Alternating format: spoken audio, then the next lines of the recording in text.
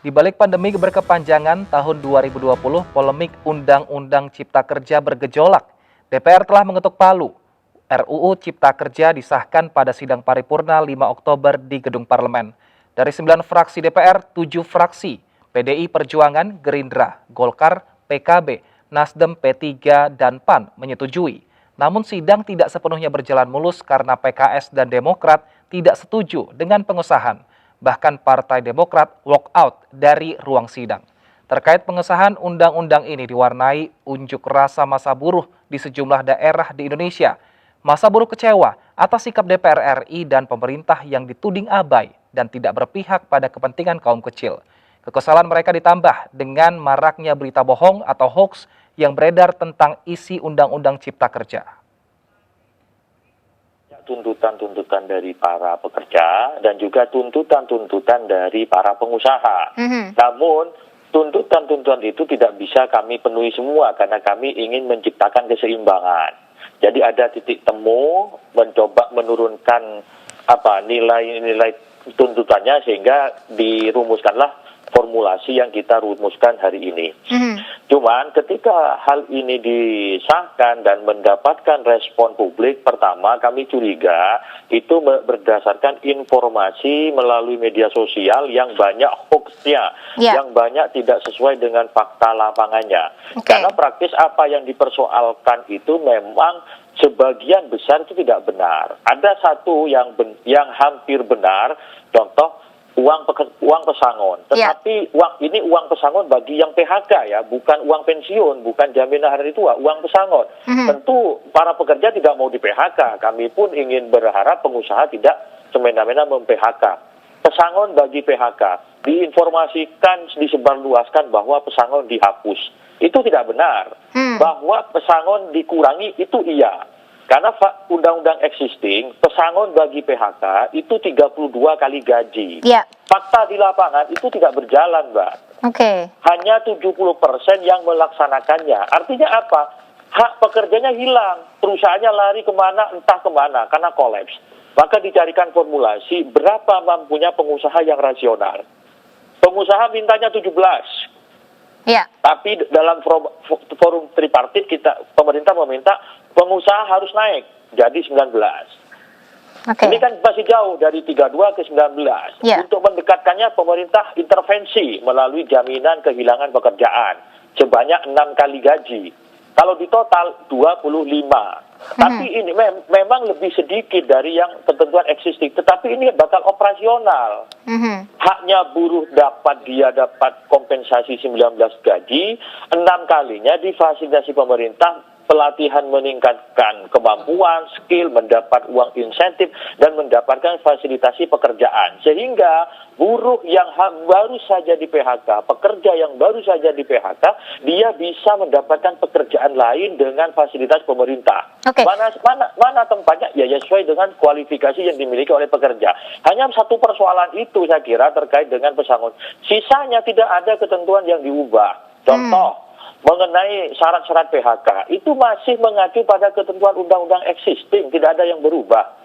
Terus disebut lagi ada kontrak seumur hidup. Kata siapa? Karena di sini kita atur ada PKWT, perjanjian kerja waktu tertentu, itu yang kontrak-kontrak itu nanti dibatasi masanya itu nanti di peraturan pemerintah, dan juga perjanjian kerja waktu tidak tertentu. Yang waktu tidak tertentu ini kan tetap gitu. Pengesahan RUU Cipta Kerja Omnibus Law yang dilakukan tergesa-gesa, pindah dari satu hotel ke hotel lain, sudah disepakati dirubah lagi, kemudian juga ada live stream itu hanya sinetronnya, tanda petik, sinetronnya. Tapi sesungguhnya dalam jeda-jeda live stream itulah diputuskan, baru setelah masuk habis jeda baru ada keputusan. Masyarakat nggak lihat transparansi itu.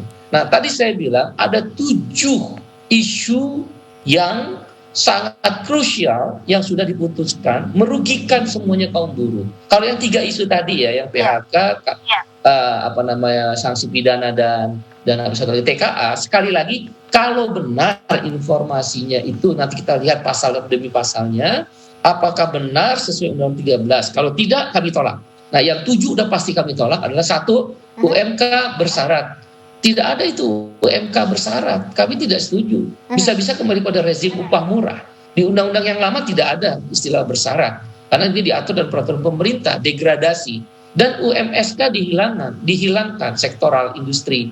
Bagaimana mungkin pabrik sepatu kecil, pabrik sendal jepit sama dengan Freeport upah minimumnya. Pabrik Toyota sama dengan pabrik baju upah minimumnya. Nggak masuk akal. Maka konvensi ILO memberikan ruang yang disebut UMSK. Dan ini dihilangkan. Nggak ada sama rasa. Toyota, Freeport, perbankan, elektronik, itu capital industry. Yaitu padat modal. Nggak mungkin sama dengan labor industry. Kalau sama, kasihan dong nanti labor industry. Karena nanti pekerja-pekerja di capital industry, di padat modal akan berjuang setinggi-tingginya upahnya. Iya. Oke, baik. Yang menjadi menarik sebenarnya yang tadi Anda sampaikan di awal kaitannya sama upah atau pesangon. Artinya masukan yang cukup diterima adalah masukan dari pengusaha begitu yang memang mampu hanya sekitar 17 kali gaji. Kemudian dinaikkan menjadi 19 dan muncul angka 25 gaji dari 32 kali upah yang memang seharusnya begitu ya diberikan kepada para buruh. Menurut buruh ini masih terlalu jauh sebenarnya antara 25 kali dengan 32 begitu. Pertimbangannya seperti apa Pak Baidowi? Karena kalau menurut buruh masih terlalu jauh sebenarnya pengurangan ini.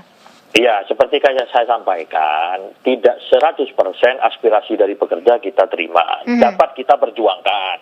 Juga tidak 100% aspirasi dari pengusaha kita terima. Kita carikan jalan tengah, supaya ini operasional, Mbak. Faktanya, banyak buruh, banyak pekerja di PHK itu tidak mendapat pesangon. Karena apa? Terlalu berat. 32 kali gaji itu sangat berat. Tidak bisa jalan, perusahaannya hilang entah kemana. Yang ada berdasarkan penjelasan dari pemerintah, ini data dari Kemenaker, itu hanya 7% yang jalan. Kan kasihan buruhnya. Hanya 7% yang jalan. Nah, dengan skema yang baru, tingkat kemampuan pengusahanya bayarnya sekian, ada intervensi dari pemerintah untuk memfasilitasi melalui jaminan kehilangan pekerjaan. Yang iurannya itu ditanggung BPJS Ketenagakerjaan dan APBN.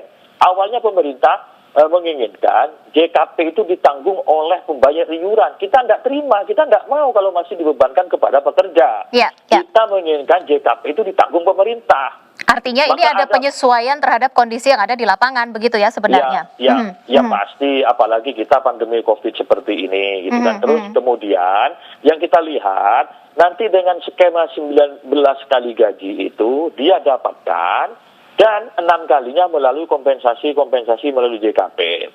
Misalkan dia dilatih kemampuan skillnya, siapa yang nggak mau? Pasti maulah kemampuannya ditambah, diberi insentif, uang gitu kan, uang hidup. Terus uang untuk hidup lah, bukan uang hidup ya, uang untuk hidup. Kemudian diberi fasilitasi untuk mendapatkan pekerjaan yang baru. Nah, sekarang sudah dapat diatur 32, tidak jalan dan tidak mendapatkan pekerjaan baru. Ini kan celaka 2 kali kalau begitu.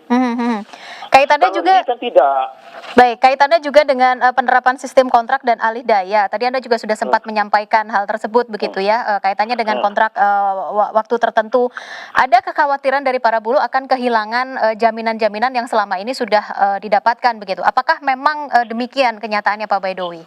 Jadi begini, draft awal itu memang kompensasi terhadap pekerja paruh waktu itu hanya dibatasi yang bekerja minimal 1 tahun. Tapi kami DPR tidak mau. Jangan 1 tahun, berapapun dia bekerja, kompensasinya dihitung masa waktunya. Dan jaminan pekerjaan, perjanjian waktu tertentu itu semakin rigid dan semakin detail diatur. Terus jaminan hari tua, jaminan itu bagi pekerja yang bersifat tetap itu ya tidak ada masalah. Nah sekarang begini, kalau ternyata misalkan bagi yang kita atur ini, bagi pekerjaan-pekerjaan tertentu itu yang hanya boleh dilakukan melalui PKWT. Contoh ya, pekerjaan yang sifatnya temporel. Misalkan kami mendapatkan bekerja di bidang konstruksi, menggarap perbaikan jalan dan jembatan. Itu kan tidak permanen pekerjaannya, tetapi temporer. Beda halnya dengan pekerjaan yang sifatnya jangka panjang, lama, itu harus karyawan tetap. Ya, kalau saya misalkan punya pekerjaan dalam 1 tahun, gitu kan, mengerjakan sebuah pekerjaan, ordernya 1 tahun, kan tidak fair. Pekerja saya angkat seumur hidup misalkan, kan tidak fair. Uang dari mana? Pekerjaan saya hanya 1 tahun menggarap jembatan dan jalan. Nah, kira-kira seperti itu. Itu salah satu contoh, dan contoh yang lain banyak. Terus terkait alih daya, itu perusahaan harus bertanggung jawab terhadap hak-hak pekerja. Tidak bisa dia lepas begitu saja kepada yang penting saya dapat untung, pekerja ini saya lepas. Nggak boleh begitu. Dia harus tetap bertanggung jawab atas kesejahteraan maupun perlindungan pada pekerja gitu. Baik, kalau kaitannya dengan tenaga kerja asing, Pak Baidowi, ini juga menjadi salah satu kekhawatiran sebenarnya akan menyingkirkan tenaga-tenaga kerja yang ada di Indonesia dengan kemunculan para tenaga kerja asing. Adakah aturan yang berbeda sebenarnya yang mengatur hal tersebut? Ya, terima kasih. Saya sudah diingatkan. Ini juga hoax yang sangat keterlaluan menurut saya. Seolah-olah tidak ada pengaturan tenaga kerja asing sehingga terkesan tenaga kerja asing itu bebas masuk sebebas-bebasnya. Padahal tidak. Semuanya kembali kepada ketentuan lama bahwa tenaga kerja asing diperbolehkan apabila ada hal-hal tertentu dan waktu tertentu yang memiliki kompetensi sesuai dengan jabatan yang diduduki. Jadi dia harus, kalau tenaga kerja asing harus memiliki kualifikasi, memiliki waktu dan kompetensi sesuai dengan jabatan yang akan diduduki. Yang kedua, setiap pemberi kerja itu wajib memiliki rencana penggunaan tenaga kerja asing. Dan perseorangan tidak boleh mempekerjakan TKA. Ini kan sama dengan ketentuan yang lama, tidak ada yang diubah. Artinya regulasi dari pemerintah tetap akan dijalankan begitu seperti yang terjadi saat ini. Wajib dong. Ini kan bunyi undang-undang. Dan keputusan kami waktu itu terkait tenaga kerja asing, terkait dampak putusan MK, tidak boleh ada yang diubah, harus disesuaikan dengan norma yang ada. Kedua-dua orang nanti padat karya. Nah itu satu. Yang kedua adalah pesangon dikurangi kok. Apanya yang distorsi? Nggak ada yang distorsi. 32 bulan upah dikurangi menjadi 25 bulan upah. Itu pun masih dipertanyakan. 6 bulan upah yang dibayar pemerintah melalui BPJS tenaga kerjaan mau bikin bangkrut BPJS. BPJS di seluruh dunia, kan tadi saya bilang, saya ILO governing body, pengurus pusat Badan Perserikatan Bangsa-Bangsa untuk Badan ILO berkantor di Jenewa. Seluruh dunia nggak ada yang namanya sistem jaminan sosial badan penyelenggaranya itu nggak bayar iuran dikasih benefit, nggak ada. Oke, melalui APBN. Ingat nggak kasus PBI? Itu kan melalui APBN juga, analoginya BPJS Kesehatan.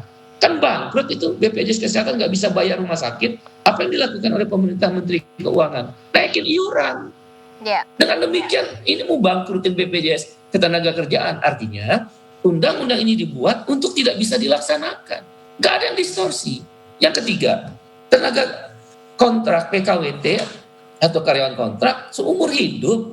Kalau undang-undang yang lama, ada batas kontrak 1-2 tahun, kontrak 2 tahun, kontrak 3 1 tahun, maksimal 5 tahun. Kalau memang dibutuhkan, perusahaan harus angkat karya tetap, nggak boleh kontrak lagi. Jadi ada kepastian kerja. Sedangkan kalau nggak diterima, ya berarti dia keluar. Nah, hari ini nggak ada yang distorsi. Indonesia Bicara Spesial Kaleidoskop 2020 akan kembali dengan jalannya pilkada serentak di tengah pandemi. Tetaplah bersama kami.